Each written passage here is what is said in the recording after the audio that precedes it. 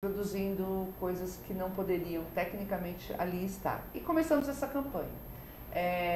E pedimos o auxílio final da Ordem dos Advogados do Brasil, Seccional São Paulo, para analisar esse decreto dentro do que nós já estávamos falando em termos de problemas constitucionais, inclusive naquele debate que fizemos no MUB, né, Marcelo?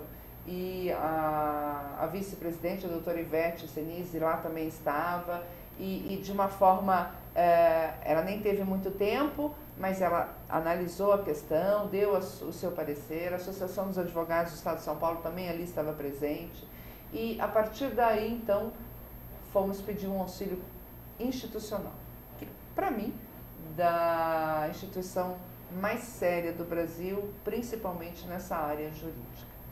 Doutor Marcelo, então conta um pouco pra gente como é que... Eu sei que vocês também tiveram que correr, porque tudo muito, né, às pressas, mas como foi recebido essa questão pela comissão? Como é que foi? O parecer já está pronto, já saiu? Que notícia nós temos para dar para os nossos internautas?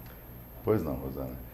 Ocorreu o seguinte, como você disse bem, nós recebemos essa demanda a partir da vice-presidente, doutora Ivete, que nos relatou que houve um debate no MUB muito importante, em que esses problemas foram destacados. E que já no debate se detectava que o decreto poderia ter algumas inconstitucionalidades, porque ele teria, não podemos falar isso depois, enfim, mas extrapolado alguns conceitos da lei ou reinterpretado alguns conceitos da lei e que poderiam eventualmente ferir o direito de propriedade, o conceito de domicílio, o conceito de coleções privadas, etc.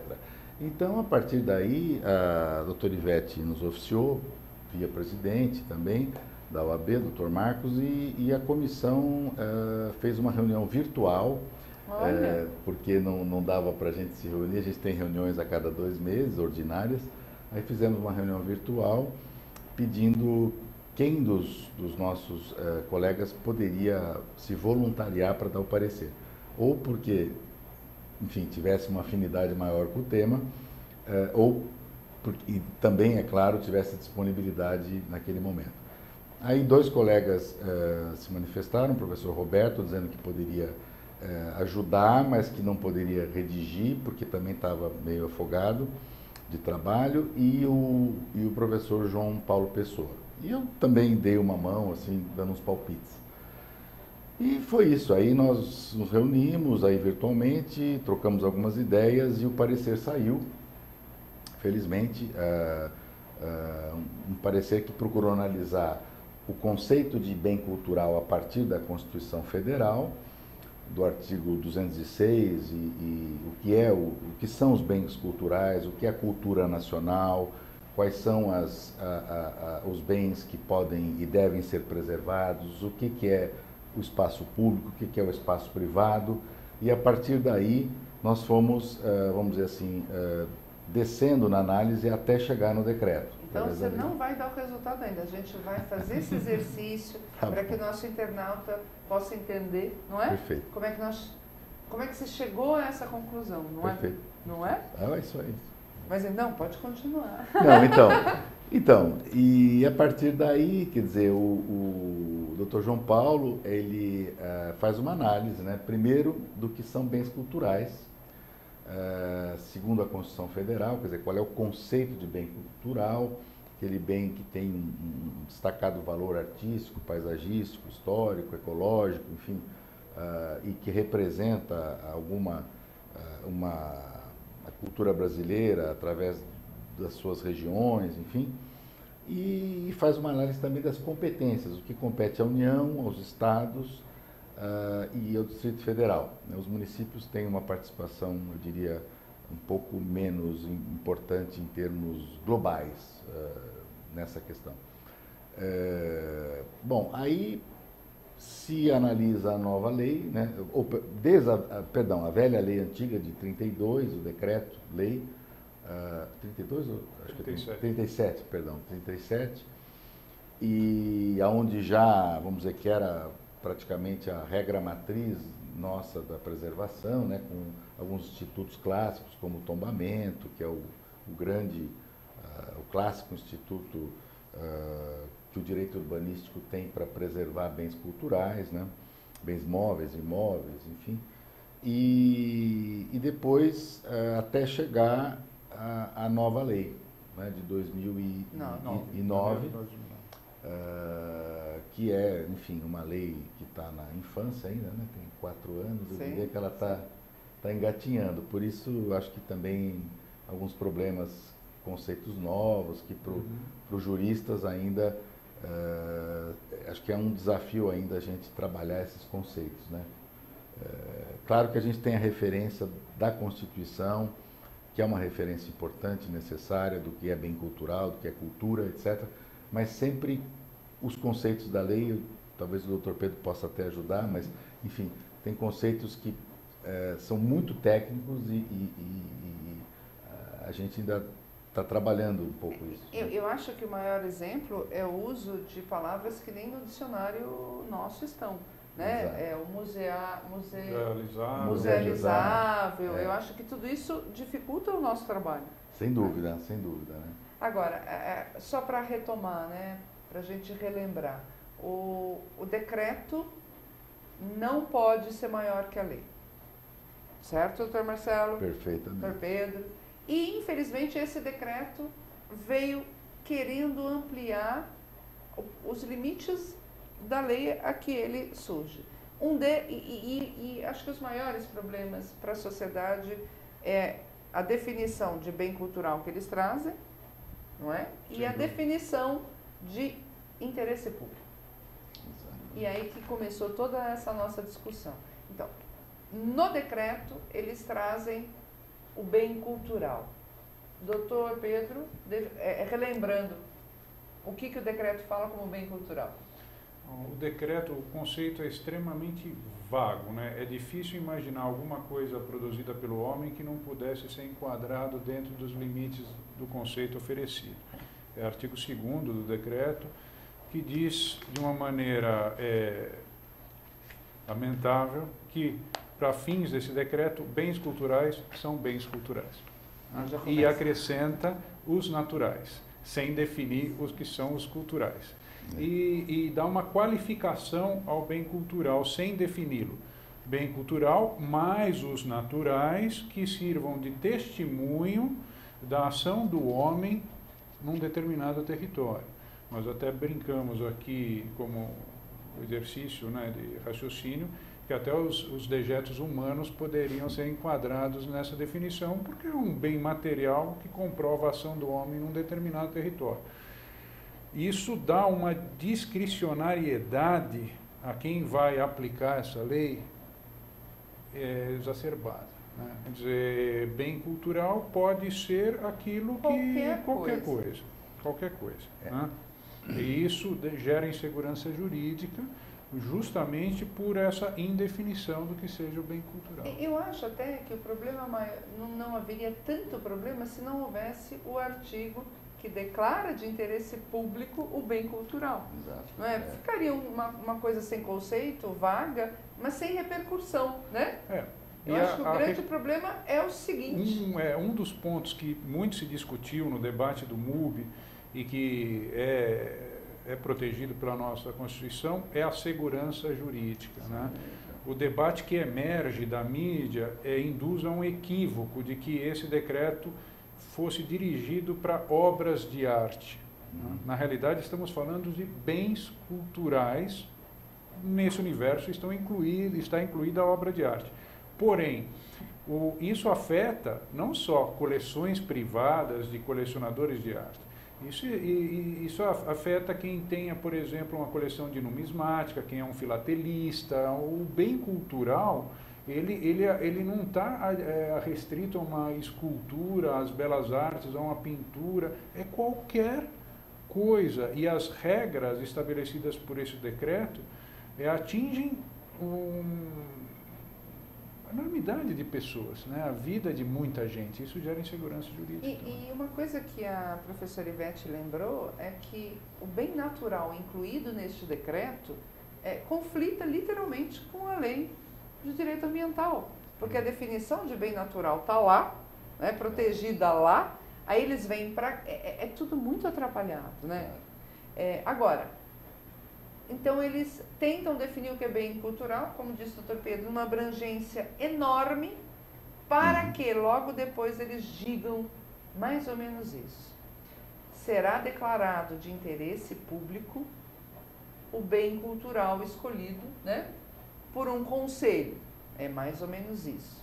Exato. Certo? Certo. Agora, primeiro, um conselho formado por pessoas não afetas à arte. Pessoas vindo de todas as secretarias, não é? Ministérios, até o Ministério da Guerra. Da Guerra está lá. Uma composição majoritariamente do Estado. Exato. São 24, Quatro. parece, 14 são oriundos do Estado. Do Estado. E sem nenhum conhecimento ou nenhum trabalho na área de arte. Pode até conhecer, né? Claro. Mas sem estar envolvido.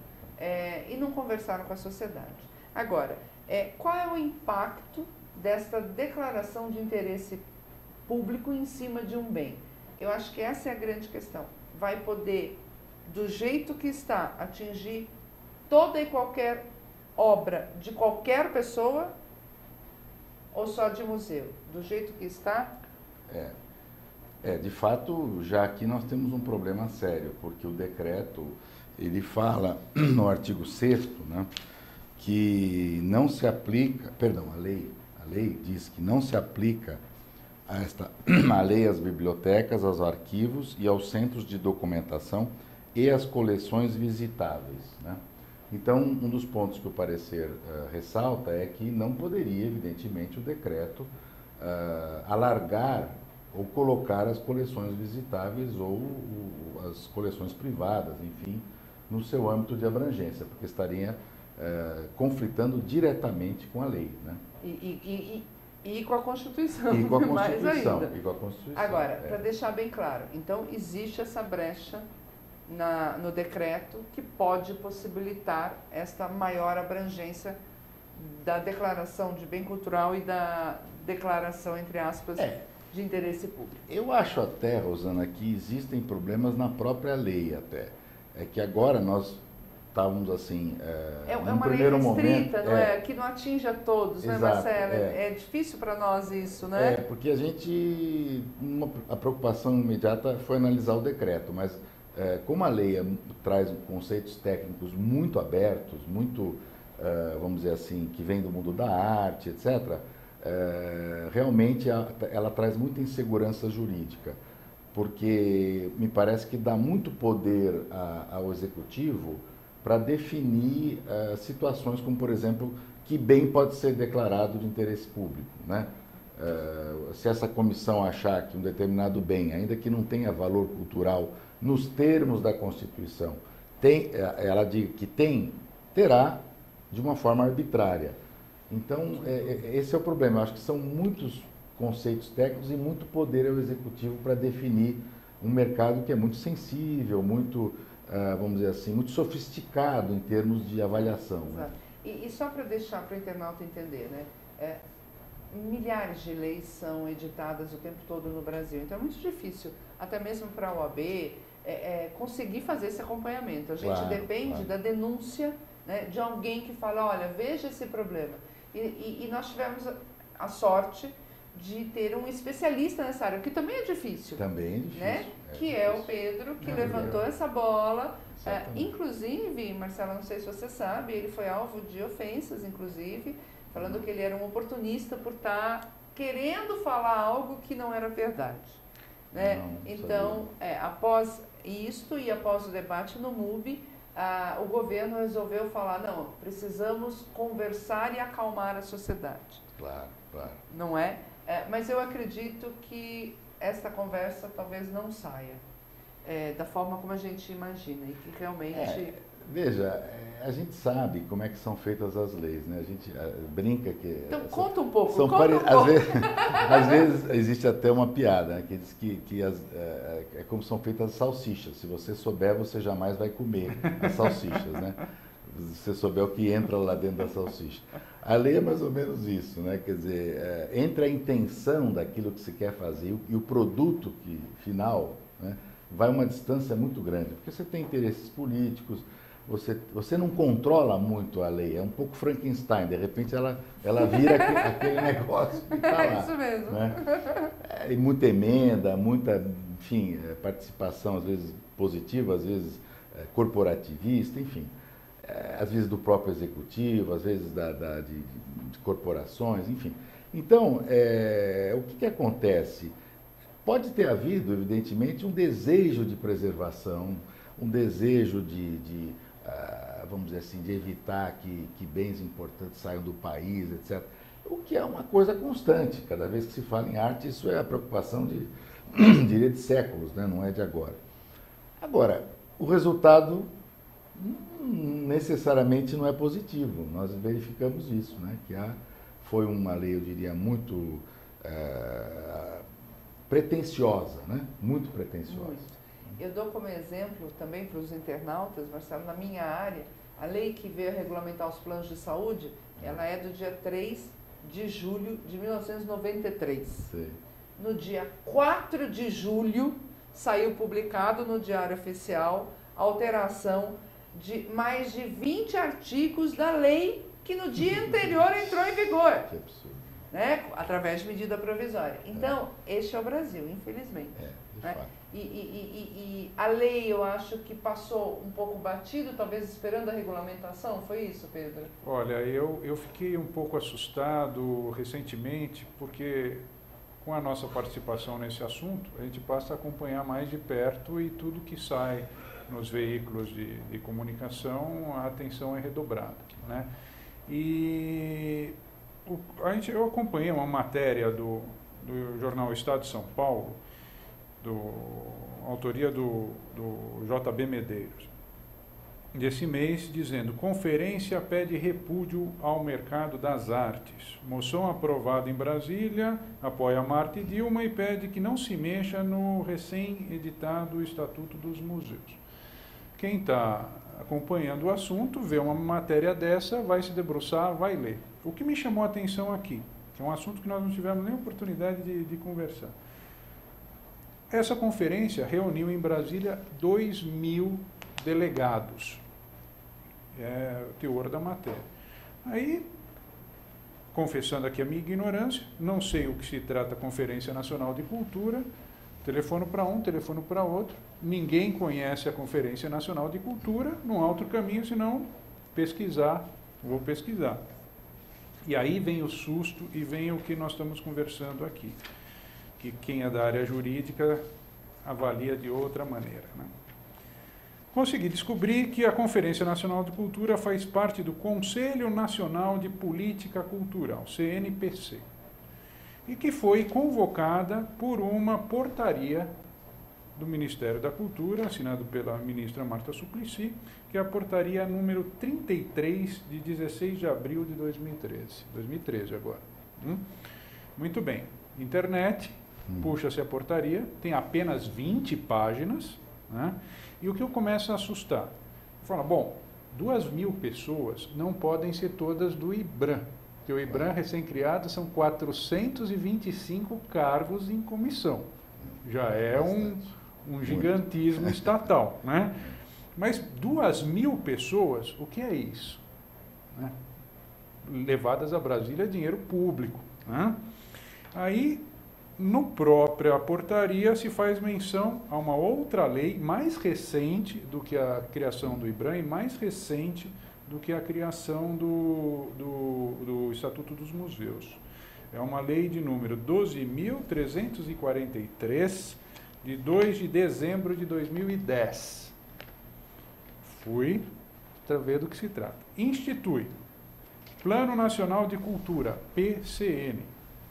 Sistema Nacional de Cultura de Informação, SNI da Cultura. É 12.000 que é a lei? 12.343, de 12 de dezembro de 2010. Certo.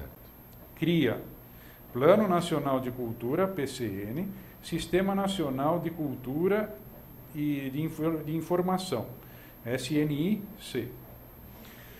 E faz menção a um outro diploma legal, e por aí a gente vai. Até chegar numa emenda constitucional de número 71, do dia 29 de novembro de 2012. 29 de novembro de 2012, acabou de fazer um ano. Muda a redação do decreto, do artigo 216, mas isso não é o importante. O que eu queria convidar a reflexão é que institui o Sistema Nacional de Cultura. Né? Então, se nós pararmos para pensar, esse decreto que nós analisamos aqui, que já deu toda essa celeuma, ele está regulamentando duas leis muito novas. Nós estamos falando de janeiro de 2009. Depois de janeiro de 2009, já teve outra lei, já teve uma emenda constitucional e já teve portarias e blá, blá, blá. O que acontece? Quando se resgata o texto legal, e até convido ao exercício futuro, né, o corpo do texto legal, ele é muito inocente.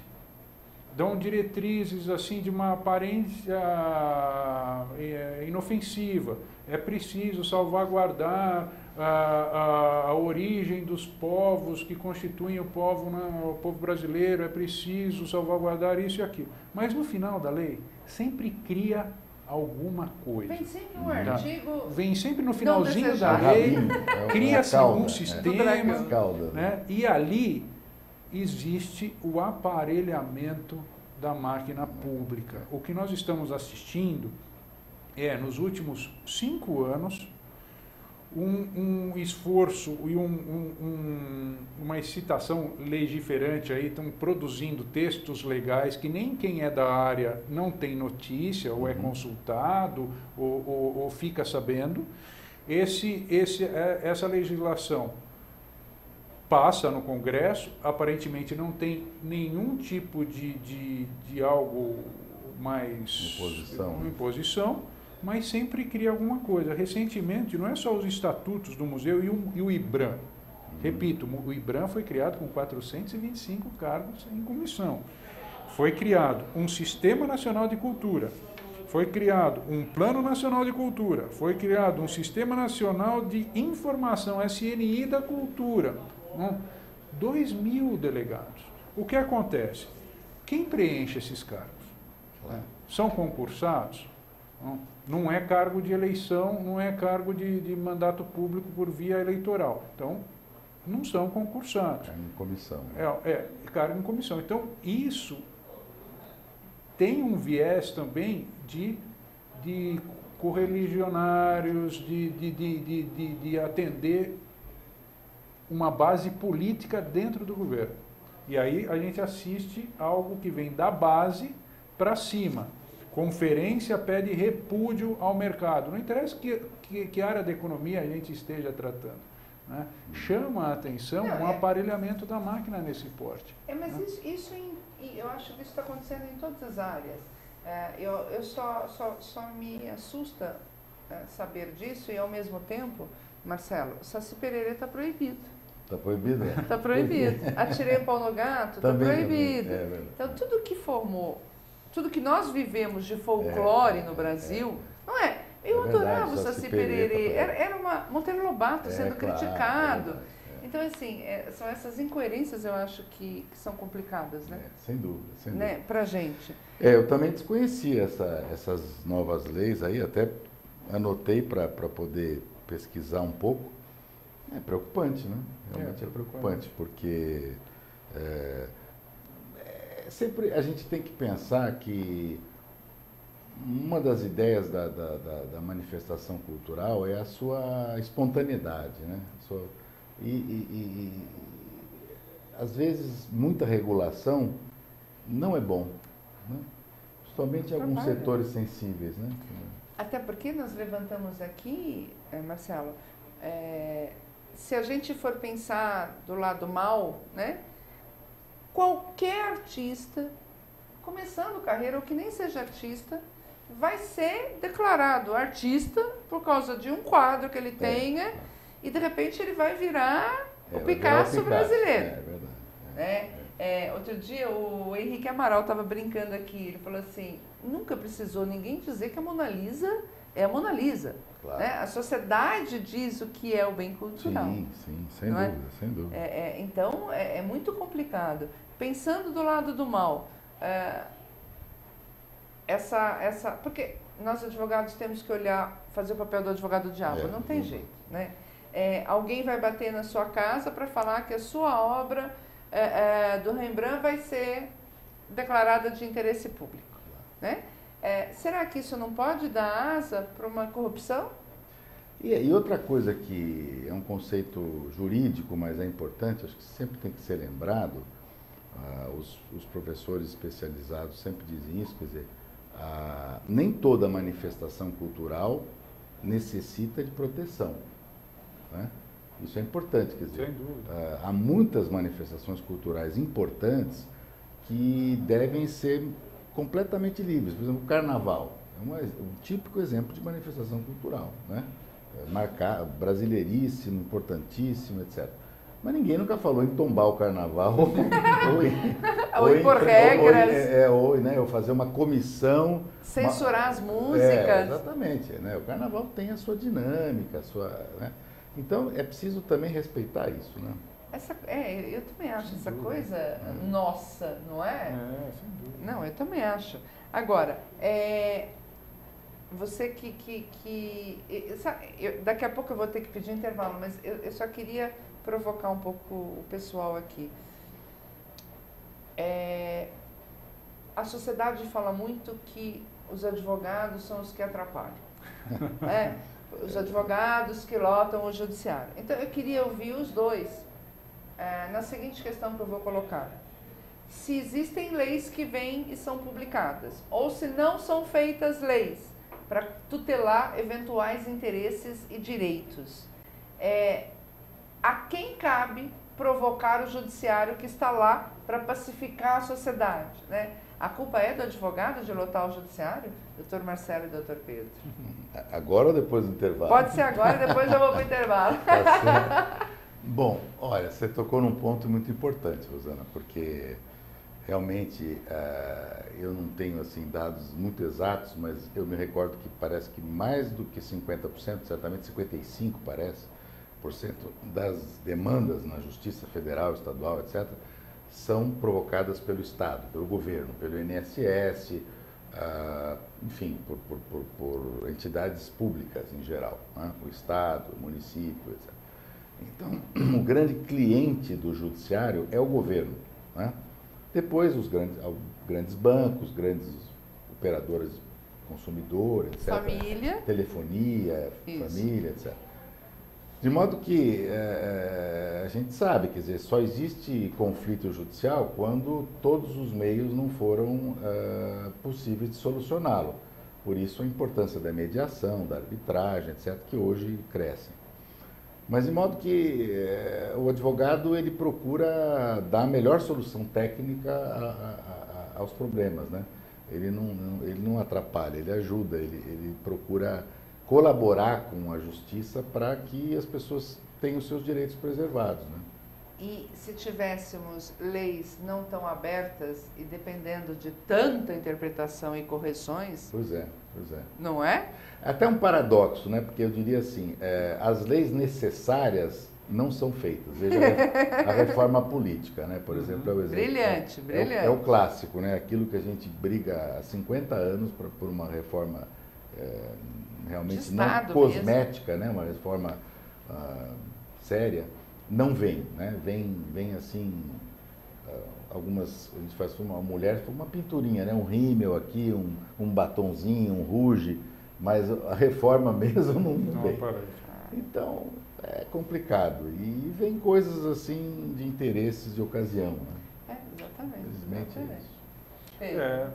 No caso em questão aqui, eu em cima de tudo que está sendo conversado, eu acho importante abordar o seguinte ponto. Daquilo que se lê na mídia, daquilo que emerge da mídia, pode induzir a gente ao equívoco de pensar que a OAB está nesse assunto em função de desdobramentos de um determinado setor do mercado, ou de um determinado... Não se trata disso. E existe resistência a esse decreto, inclusive de outras frentes. comerciantes, galeristas, pessoas que se reúnem, elegem alguém que vai tentar fazer um lobby, fazer algum tipo de interlocução, uma solução que emana do próprio meio que compõe esse mercado. Mas eu acho que a advocacia, ela serve como o grande vigilante, o grande zelador para que a regra do jogo seja respeitada. Afinal de contas, a gente vive num Estado democrático de direito. E se a moda de criar deveres e obrigações através de um decreto regulamentar de uma lei pega, a gente está diminuindo aquilo que é poder e exclusividade do Congresso Nacional e passando essa atribuição para o Executivo. Quer dizer, esse assunto, na análise jurídica, na frente que nós estamos aqui, no esforço que foi feito, os debates, o brainstorm a respeito disso, não está distrito, é uma visão muito simplista. Fala assim, é interesse de colecionadores, é coleção privada. Não, não é isso não. O que nós estamos discutindo aqui é a regra do jogo, como é que se cria leis no Brasil e qual é o poder do Executivo ao pegar, por exemplo, um exemplo que é da minha área, eu vou falar da minha área. O que diz a lei 11.904 no que diz respeito a direitos autorais?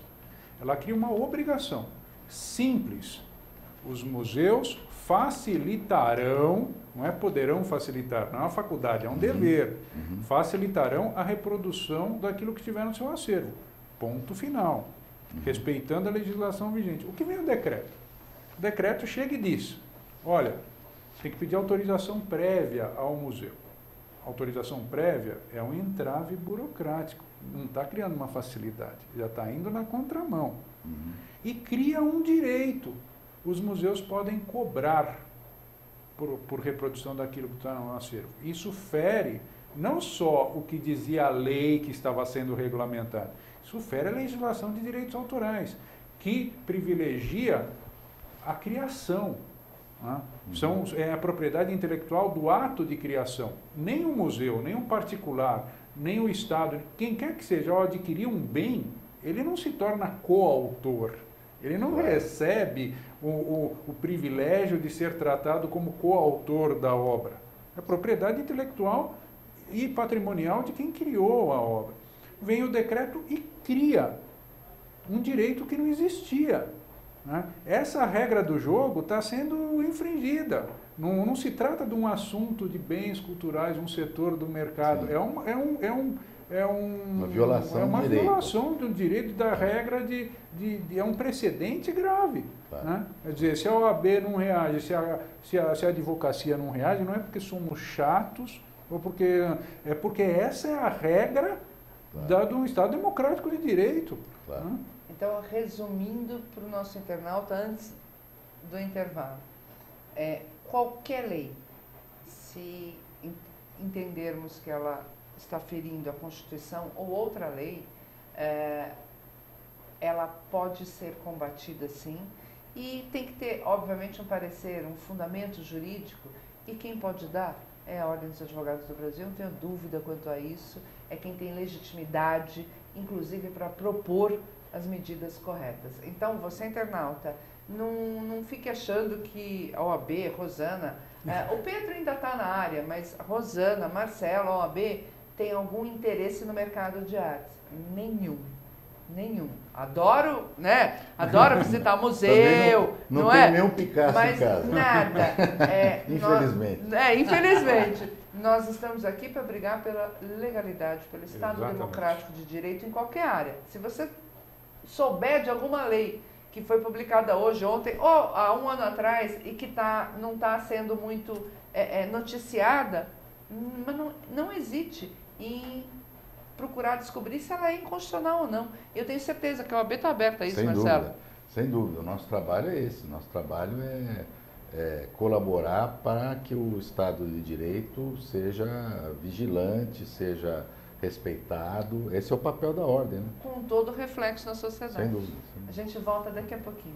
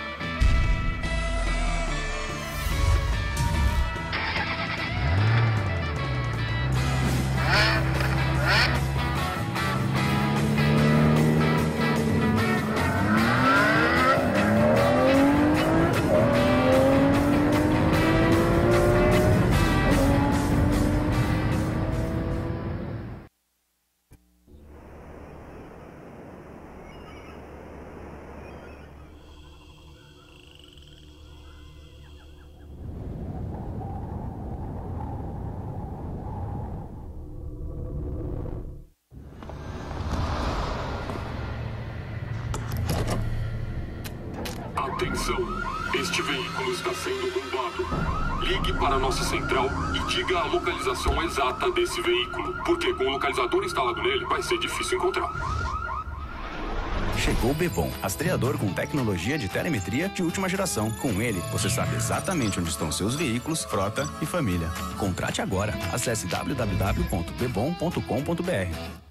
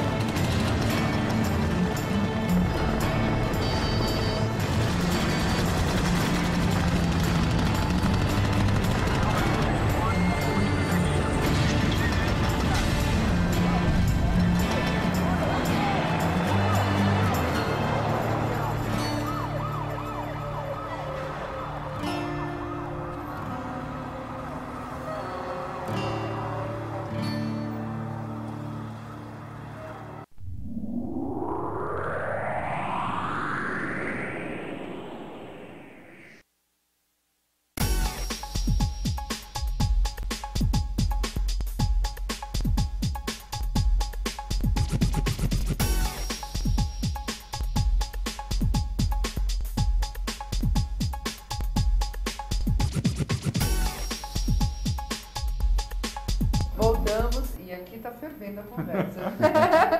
Eu queria então agora pedir para o Marcelo dar uma resumida no parecer que foi essa semana, né, Marcelo? Foi essa semana. O parecer está, eu acho que na presidência. Eu acredito que talvez essa semana mesmo seja encaminhado, se é que já não foi para Brasília, onde o Conselho Federal vai, creio que em janeiro, tomar as providências e analisar sobre o cabimento de uma ação. E qual foi a conclusão da sua comissão? A comissão entendeu que o decreto extrapola os conceitos da lei, né? Que o decreto cria obrigações que não estão previstas na lei. E isso é proibido pela nossa Totalmente Constituição. proibido, não pode. A lei cria direitos e obrigações, só a lei pode criar direitos e obrigações, e o decreto só pode, vamos dizer, explicitar aquilo que a lei já definiu, ou já conceitou. Ela não pode criar novas obrigações. E o parecer vai nessa linha. De que é inconstitucional em alguns aspectos. Em alguns aspectos é inconstitucional e que merece, no mínimo, vamos dizer assim, uma reinterpretação de qual o limite. Porque, às vezes, o judiciário ele precisa dizer como ler aquele decreto, né? Ele pode até não dizer, olha, eu até não considero inconstitucional desde que seja lido dessa maneira. E se ele disser isso, ele cumpre a função dele, porque aí o Estado não pode alterar aquela interpretação, né? Então, a gente chega à conclusão que realmente o que a gente vinha falando, né, Pedro, e outros advogados, o professor Roberto Dias também esteve aqui com a gente, o PRC da associação, o professor Ivete, que ele tem pontos inconstitucionais. E que, então, com base neste parecer da nossa OAB São Paulo, o nosso presidente Marcos da Costa vai encaminhar para o Conselho Federal e aí nós vamos conversar com o Marcos Vinícius, né, nosso presidente lá, para que haja um estudo, porque a competência é do Conselho Federal. De entrar com uma medida, é no Supremo que entra. Na verdade, eu acho que o Conselho ainda vai provavelmente fazer um breve estudo para verificar se é caso de Supremo ou não, ou se é caso de STJ, enfim. Tá. Porque aqui é uma questão assim muito peculiar, porque é um decreto que tem, vamos dizer assim, uma densidade normativa que se assemelha a uma lei, porque há uma jurisprudência que diz que o decreto normal, você não pode questionar ele diretamente no Supremo, salvo se ele tiver características de decreto autônomo, ou de decreto parecido com a lei. Isso, né? isso. Decreto assim. Então, ainda vão estudar qual a medida mais adequada, né? Mas, de qualquer maneira, é provável que isso vá para o Supremo ou para um outro tribunal. Sim, ou para o STJ, enfim. Exato. Mas é isso. Pedro, feliz com este começo de luta? Feliz com o começo de luta, porque é um exercício de cidadania, né? É preciso estar vigilante, né? Eu gosto muito da propaganda que passa na televisão do jornal Estado de São Paulo, né? Afinal de contas, temos um cérebro, né? Estamos aqui, precisamos usá-lo, né? E o que se nota? O discurso, a postura das autoridades que falam em nome desse decreto já mudou. Né? Sim, Antigamente sim, era, olha, imagina, não há não nenhuma tem inconstitucionalidade, porque só está regulando 2 leis que já estavam aí, não é possível que exista algum defeito, isso foi muito discutido, discutiu-se com milhares de pessoas, hoje se vê quem são as milhares de pessoas, né? São os milhares... Os 2.000 delegados. Os 2.000 delegados. Com a sociedade civil não houve conversa nenhuma. Já saíram da zona de conforto, né? Já o presidente do IBRAM teve que vir a São Paulo, dar explicações, foi ao Rio. Mas tudo num setor muito específico, tudo né? num setor muito específico, que é legítimo, né? Sim. Cada área do mercado tem os seus lobistas, né? Claro. Tem aquelas pessoas que transitam entre o público e o privado. Aqui no Brasil, essa figura ficou muito conhecida como o empreiteiro, né? No setor e de uma cultural, forma ruim, né? no setor cultural também existem os empreiteiros culturais, né? Certo. O que o pessoal chama de os tarefeiros de plantão. Então, vão tentar um lobby.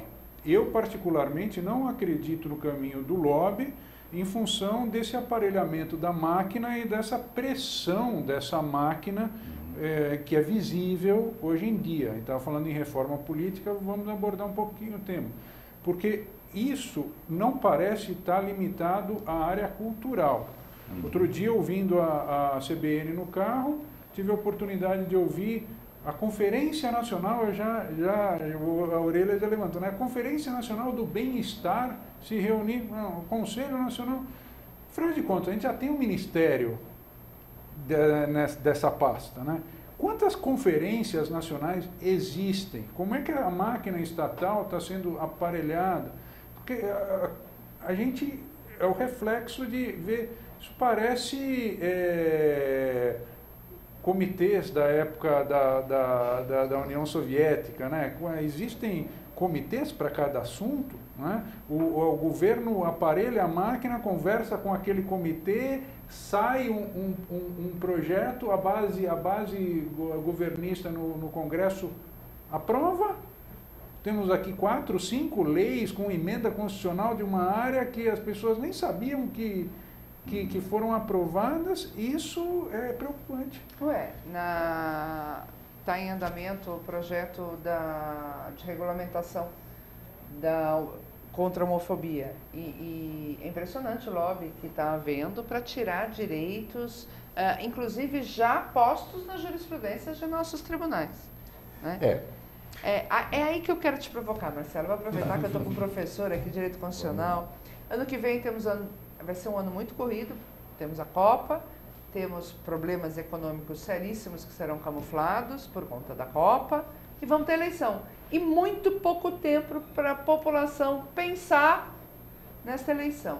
E aí eu quero te provocar, né? O que restou para você e o que foi para você esses movimentos populares? Já estamos com 6 meses em que os jovens incentivaram os brasileiros a ir para as ruas. Olha, eu fiquei muito feliz com esses movimentos quando saíram, acompanhei na televisão, enfim, na imprensa, enfim, Achei no princípio que era uma reação muito espontânea de vários segmentos da população brasileira, sem uma partidarização política, o que é muito saudável, porque eu diria que aquilo que se chama de sociedade civil brasileira hoje está muito maltratada, né? Muito maltratada. Não há boa representação política, por N razões que a gente conhece, porque o sistema político é corrupto, é corruptível, porque as regras eleitorais são inadequadas, enfim, por N razões que uma outra hora a gente pode até conversar. Mas o fato é que entre aquilo que foi pleiteado no começo, depois houve algumas, vamos dizer, o movimento, como não tinha algumas lideranças, ele acabou, vamos dizer, se perdendo, né? Se perdendo e ficou muito difuso e tal. E ainda aquela onda de violência junta, que arrefeceu o povo. Arrefeceu e tal. Mas, veja, isso não tira a importância do protesto, né? Quer dizer, as pessoas não estão satisfeitas. Por que elas não estão satisfeitas? Porque elas não se sentem representadas, né? Essa questão transcende um pouco o partido A, o partido B, o partido C. Quer dizer, nós temos problemas de hegemonias de partido, nós temos cooptação partidária no Congresso, nós temos um fenômeno muito preocupante que hoje eu tenho dito que é a ausência de oposição no Brasil. Eu acho isso muito preocupante. Os ministérios estão, vamos dizer, aquilo que a ciência política chama de convivência partidária, ou há um outro nome que me foge agora, mas enfim, você dividir os partidos nos ministérios e coligação, na coligação, enfim. É um nome que você neutraliza, vamos dizer, a qualquer tipo de debate, porque todo mundo é governo, né? Todo mundo está nos ministérios. Então, claro que você tem pronunciamentos aqui e ali, você tem pessoas mas de que pessoas, né, discordam, isoladas. enfim, Sim. mas não é essa a questão. A questão é muito mais complexa de falta de uma oposição e falta de um respeito à sociedade, às pessoas. Você vê, segmentos importantes como esses, as pessoas não são ouvidas, né? Quer dizer, como é que as pessoas que são desse mercado, que atuam nessa área, não são ouvidas, né? Isso é intolerável, né? E eu diria nem só por respeito, mas é um setor da economia brasileira que tem um valor extremamente importante para o Brasil. Sem né? dúvida. São bilhões de reais neste mercado que é dinheiro do Brasil. Quer dizer, não é nem só o respeito, que é o que a gente esperaria, mas nem interesse. Claro. Lembrei a expressão, chama governo de coalizão. Governo, quer dizer, o que é coalizão, senão a cooptação de toda a classe política para o governo. Quer dizer, isso não é ruim, isso é ruim em qualquer democracia, né? Então, eu diria a você que a minha percepção nas eleições é que o povo faça uma pauta, e as entidades que realmente representam a sociedade, como a OAB, etc., e todas as outras entidades, façam uma pauta do que o Brasil precisa para melhorar a qualidade política de representação, etc. É isso que nós precisamos, na verdade. E aí eu te pergunto, né? Muito se falou de plebiscito, não sei o que, não sei o que, não sei o que lá. Na tua visão, e eu perguntei para o Roberto Dias outro dia aqui também, você entende que bastaria uma reforma política ou uma reforma de Estado? E para o nosso internauta entender, o que seria uma e o que seria outra? Olha, é muito difícil você fazer as duas reformas juntos, porque é muito custoso, do ponto de vista político, cortar na própria carne. Então, há colegas que dizem, olha, jamais nós teremos um acréscimo na qualidade da política, porque isso não interessa aos deputados e aos senadores. Se nós acreditarmos nisso piamente, nós não vamos sair do lugar, né? Quer dizer, se a gente achar que isso é verdade, e muita gente boa diz isso, entende? De todas as colorações políticas, eu já ouvi isso de pessoas, grandes cabeças, seja de direita, de esquerda, de centro, etc. Então, se realmente isso for verdade... Mas não acreditam na votação, você fala? Acham que, assim, que precisa uma mobilização social muito forte para que a gente altere o básico, o essencial. Então, eu vou dar exemplos que eu acho que foram muito positivos. O Ficha Limpa. Ah, sim. Excelente. Mas olha o trabalho que deu fazer o Ficha Limpa. Milhões e milhões de assinaturas, sim, envolvimento sim. da ordem, de setores da igreja, sim. enfim, da magistratura, até do Ministério Público, enfim, foi um trabalho terrível. Pega o voto secreto, que é impressionante como não sai, né? Mas até hoje nós temos problemas com a Ficha Limpa. Ainda ontem no jornal estava dizendo que como nós não temos um cadastro de inelegíveis, você não ainda Mas vai... Como assim não tem cadastro? Não tem cadastro. O Tribunal Eleitoral não pode, a CNJ não pode. Tá? Ou seja, aquilo que é realmente positivo para a cidadania é muito custoso de se conseguir e muito difícil de ser aplicado. Entendeu? Então, eu acho assim, uma reforma política, primeiro, sendo realista, uma reforma política, e o Conselho Federal tem um projeto, a OAB está discutindo isso também aqui em São Paulo, ou seja, existem possibilidades de melhorar, mas é preciso ter um núcleo duro, quer dizer, aquilo que é possível fazer já, que talvez fosse a reforma eleitoral. Okay. Melhorar a qualidade da campanha, controlar mais essa questão de gasto, de doação, e fazer também com que o eleitor se aproxime do representante. E tentar formar um quadro melhor, né? Exato. Para depois se pensar numa reforma de Estado maior. Exato. Com Porque a reforma pessoas de mais Estado comprometidas. Já depende de algumas alterações, às vezes, da Constituição. Então já é algo mais complicado. Você pensa, Pedro? Olha, o que preocupa é como as políticas de cada área específica estão sendo desenvolvidas, especialmente na área da cultura. Esse episódio aqui ele é um exemplo disso, né? A falta de diálogo com o setor, com gente do setor. Reflexões assim mais básicas não são propostas, o debate não existe. Por exemplo, modelo norte-americano de condução da cultura. Não existe um Ministério da Cultura, nunca existiu. Não existe uma legislação específica para bens culturais. Quer dizer, uma obra de arte para o governo dos Estados Unidos, ela é tratada como qualquer outro produto. O que existe? Política de incentivo tributário. Né? Os Estados Unidos têm uma quantidade exuberante de museus, coleções inquestionáveis, importantíssimas. Talvez seja o país que mais possui museus importantes, em abundância, né? Públicos e privados. Públicos e privados, e aonde a política de incentivo é tributária. Quem for fazer uma doação para o museu recebe um benefício enorme.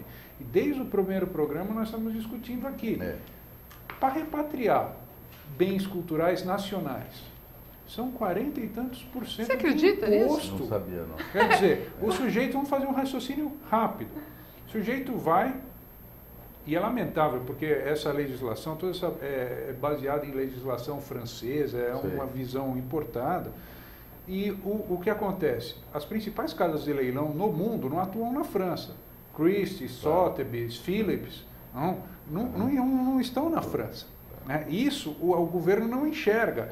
Até alguns cidadãos estão indo para outros. A França, nesse aspecto, sempre teve uma visão mais estatalista. Exatamente. Da cultura. Exatamente. E aí, o que acontece? O prejuízo de um avanço por falta de diálogo é muito grande. Mas veja, essa questão do incentivo cultural é interessante, mas não é só na cultura, não. Se você, por exemplo, quiser ajudar uma instituição de caridade ou uma instituição de deficiente, seja ele físico ou mental, digamos, você tem 1 milhão para dar, 10 milhões para dar, você é um bilionário. Não, o Donald Trump, você quer dar lá para ACD 1 bilhão de reais. O teu desconto do imposto de renda vai ser ridículo. Ridículo, como pessoa jurídica ou como pessoa física. Então, não é apenas um problema da cultura, quer dizer, o incentivo da sociedade para o terceiro setor em geral ainda é muito fraco, muito tímido. Pois é, que seria uma outra reforma, a reforma tributária, não é? Exatamente. Que também eu acho que é imperiosa. Aí também ela engata com a reforma de Estado, porque é uma visão de Estado. Quer dizer, se você acha que o empresário tem essa função social, então você tem que incentivar.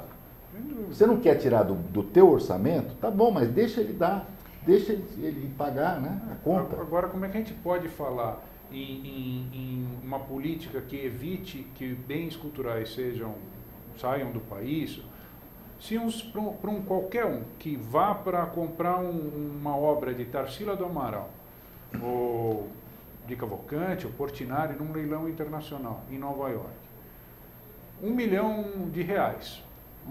vai pagar de imposto R$400 mil para mais para trazer para o Brasil. O que ele faz? 40%. Ele compra um apartamento por muito menos. Ele compra um apartamento, coloca o primeiro quadro e vai colocar todos os outros para comprar.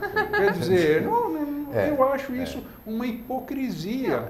Nós ouvimos aqui de artistas, Marcelo, falando que a dificuldade deles para entrar com obra, para sair com obra, que acaba saindo clandestino, porque dá tanto trabalho.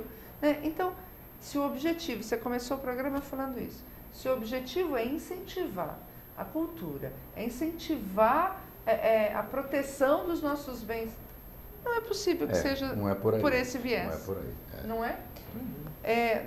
Falta pouco tempo, eu só queria que rapidamente, dentro disso que a gente está falando, você contasse aquela coisa, aquele fato que saiu na Folha, que mostra se por um lado eles estão fazendo tanta coisa, né, para o sistema cultural, para a proteção da arte, caso essa semana, de Paulo, não é? A questão saiu na Folha de São Paulo o desdobramento de uma denúncia que nós recebemos há um pouco mais de um mês no Instituto Volpi, né? Que diz respeito ao estado de conservação de um painel, é um afresco, é uma das raras obras públicas de Alfredo Volpi, foi concebida e projetada para o adorno de uma parede no Palácio Itamaraty, no Ministério das Relações Exteriores. E as pessoas que por lá circulam fizeram a denúncia do mau estado de conservação. O Instituto Volpi entrou em contato com o Itamaraty está sendo muito solícito, já acatou as sugestões, já está em andamento as providências que vão tomar. Mas o que chama a atenção? O bem é tombado. Né? É dizer, a pedido do Oscar Niemeyer, o Palácio Itamaraty foi tombado por inteiro em 2007 e todos os bens internos também foram inventariados e tombados. De modo que, numa outra oportunidade, fica aí a pulguinha atrás da orelha para reflexão de qual é a tutela estatal, a qualidade da tutela estatal que está em jogo, porque as autoridades que falam em nome desse decreto gostam muito de comparar a declaração de interesse público com o Instituto do Tombamento. Né? E as obras que estão tombadas? Que já estão tombadas. Que estado de conservação estão sendo encontradas? Né? Os monumentos públicos que estão por aí, né? Como estão sendo conservados? Né?